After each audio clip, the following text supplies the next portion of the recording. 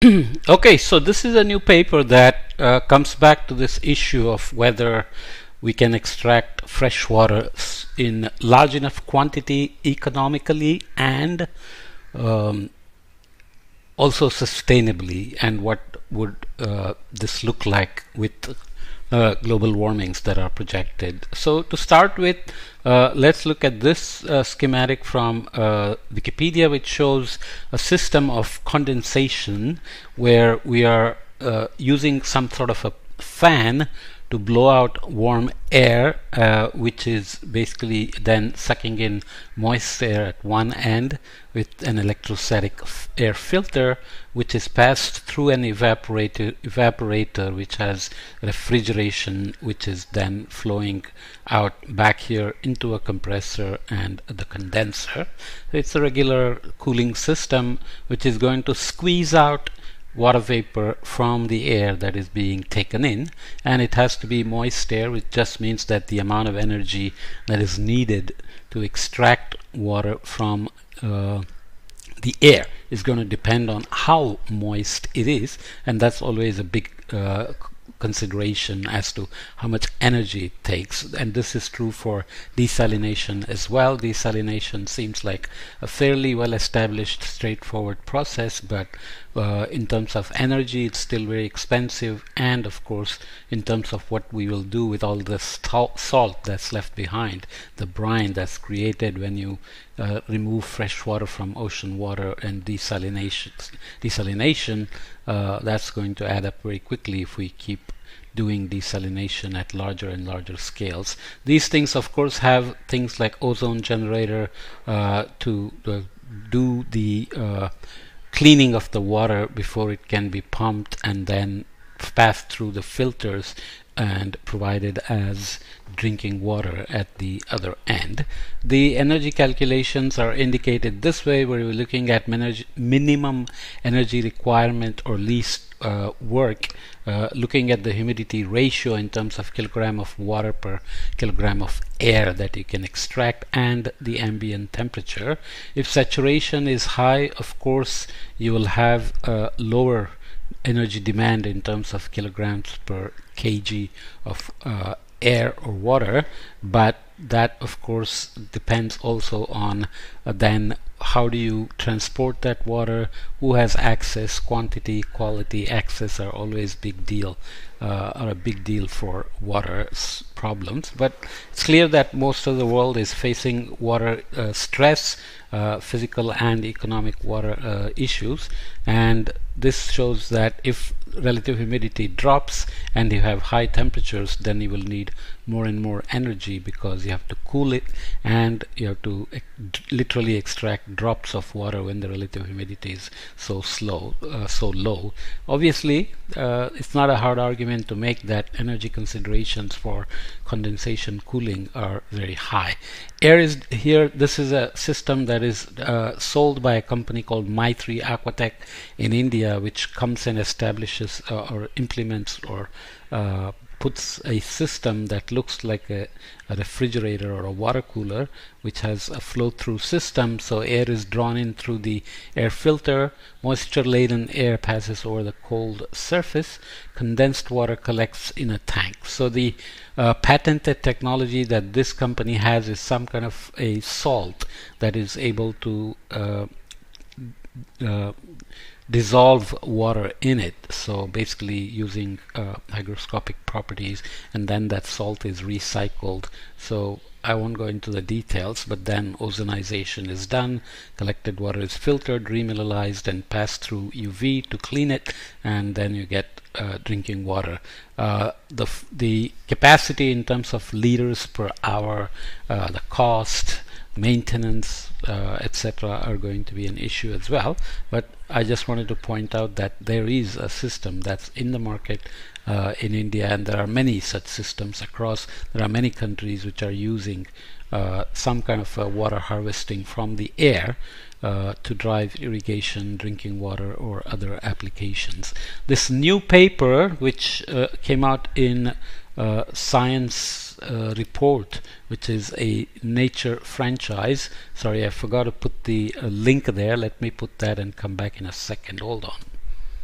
Okay, sorry about that. So that's the paper that just came out from Praveen Kumar's group from University of Illinois Urbana-Champaign UIUC. To read the caption here, schematic illustration of our proposed approach for capturing moisture above the ocean surface and transporting it to proximal land for improving water security. So essentially their main idea is that there is always plenty of moisture supply above the air near land at the coasts, especially in the subtropics, where you can see that the moisture flux increases almost exponentially with height because the winds above the boundary layer begin to get stronger. But they're only talking about a structure that has a height of about 100 meters, typically a width of the surface that's intercepting the moist air is order 200 meter, so 100-meter height, 200-meter wide, and they say this is about as large as the side of a cruise ship, for example. So nonetheless, they imagine some active pumping system which is going to bring very high humidity air into this system where you are going to condense H2O, and of course they imagine using wind and solar renewable energies to reduce the cost as well. So this is the system evaporating moisture flux in the form of water vapor in the atmosphere above the ocean can be captured through an appropriately designed intake as conceptualized on the right, transported in the vapor phase through a conduit and condensed over land as illustrated on the left to obtain fresh water. The moisture flux increases gently with altitude due to higher horizontal wind, offering the opportunity to design vertical capture surfaces. The intake can be designed to optimize the moisture intake, taking into consideration the prevailing wind direction and its variation with altitude and time. So as you know, there are land sea breezes depending on day and night, depending on which way the pressure gradient works, low land heat capacity, heating fast during the day, ocean heating slower, so flow from ocean to land, and at night it's the other way, and so on. A compressor can increase the efficiency of collecting the humid air mass at the intake. As illustrated in the figure, renewable energy, wind and solar can power the intake, transport and condensation of moist air. We expect the intake to be located several kilometers offshore to ensure sufficient open water fetch isotropically around the intake. Well, okay, those are kind of idealized expectations, and actual implementation and efficiencies are going to be big issues, of course. And then they look at several large populated centers along the coasts over North and South America, Europe, Africa, Middle East, India and Australia. So you have the moisture flux shown here and integrated moisture flux. These are in millions of kilograms per meter per day of condensation surface, and the elevation is shown here with seasonality. And on this map you also have baseline water stresses going from low water stress, low to medium in the darker yellowish orangish colors, and getting to very high stress greater than 80%, where the colors are reddish. And Chennai is one of the cities on the Bay of Bengal which is well known for its water issues, for example. And of course in Africa you have plenty, and in the Middle East as well. So you can look at the various regions here and the numbers in terms of integrated moisture fluxes in million kilogram per meter per day. And what do you do with those numbers? Well, we will see in a minute the estimated water yields in terms of 300 liters per person in a populated center versus billions of liter in terms of just extracting in the given region.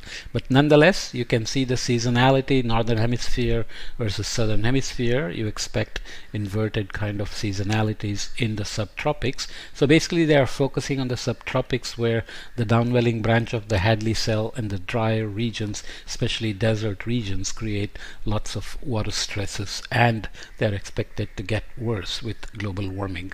So here are the estimates. Assessment of the volume of annual water yield from a facility of dimension 210 meter in width and 100 meter in height, as I mentioned, placed closest to large cities in water stress zones, and the number of people it can serve to meet their entire need, estimated at 300 liters per capita per day.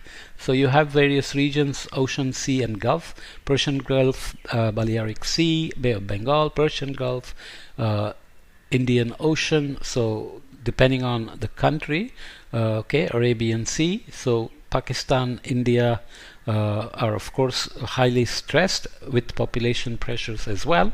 Red Sea, not so much population pressure, but just the desert.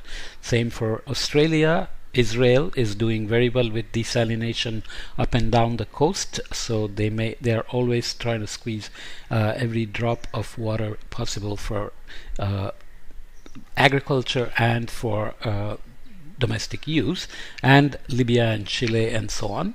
And the particular cities associated with them: Abu Dhabi, Barcelona, Chennai, Doha, Durban, Karachi, Lisbon, LA, Mecca, Perth, Rome, Tel Aviv, Tripoli and Valparaiso in Chile. So you can see annual potential yield in billions of liters per year ranges from as low as 37.6 here to as high as 75.1 or so in Red Sea, Saudi Arabia. Depends on the proximity to the ocean, the loading of water vapor in the atmosphere, and the details of how the pumping is done to the condensation system. Number of people served at 300 liters per capita per day. 500,000 here, as high as, let's say, in Red Sea, it's about 0.69 million per day, so that's pretty high. So the numbers vary, and you can of course have multiple systems to serve. So they are looking at fraction of the population that's served by each system. So 0.5 out of 1.45, for example, and for the what was the maximum here? Mecca, Saudi Arabia, 0.69 out of 1.58. Of course, Mecca is also popular for its annual pilgrimage, so that has to be considered in terms of transient population as well. Nonetheless, number of facilities to fully serve the city population needed range from 3 to 10 to 22 and so on. So they envision having multiple systems to meet the need of the entire population at 300 liters per capita per day with this system. And then they look at spatial variability of water yield along delineated near offshore regions of 200 kilometers across the world. The colors represent the annual potential water yield in billions of kilograms. They again show here the yield in billions of kilograms, 15 to 30 in some places. The yellow regions here, for example, 30 to 45. The bluest regions here, where it's warm temperatures, humid air, etc., can go to greater than 90 billion kilogram of water yield per year. Okay, so they are not small numbers. And then the map here is zoomed for each region: North America and Central America, Europe, North Africa and the Middle East, often referred to as MENA, and so on. So what do you want to do with these numbers? Obviously, you also want to see how they will change in the future. Again, looking at baseline water stresses that we already looked at, and they're looking at two scenarios for the future with historical estimates of integrated moisture fluxes from ERA interim or the ERA reanalysis. We didn't go into the details. Obviously, when you want to estimate the moisture flux, integrated moisture flux at global scale, you need data which is taken from ERA. And the future scenarios are the business as usual, so SSP 8.5, which will give us tremendous amount of warming, but it will come with more water in terms of millimeter kilogram, millions of kilograms per meter per day. So they are converting it basically into a unit. We can see here integrated moisture flux value is in million kilogram per day per meter width of an atmospheric column from 10 meter to 100 meter above the sea level. The details almost don't matter, but the point they're making here is that even in the most benign scenario, which is SSP 2.6, where the warming should remain below 2 degrees C with the 67% probability by 2100, will still give you billions of liters of water every year. Of course, you know that I'm not a big fan of these projections because model uncertainties dominate the first couple of decades, and then scenario uncertainties dominate the projections to the outer years. Nonetheless, keep the concept in mind, and the most robust argument being made here forcefully is that this is very feasible, sustainable, and cost effective. How does it become cost effective? The financial feasibility is looked at here. Having established that there is and will be sufficient moisture in the atmosphere column above oceans near coastal regions, particularly surrounding the water stress regions of the globe, we now address the question of the financial feasibility of the construction of such an infrastructure. Since no such structures exist, we do not ask what it will cost to construct such an infrastructure, but what cost model will make building and operating it feasible.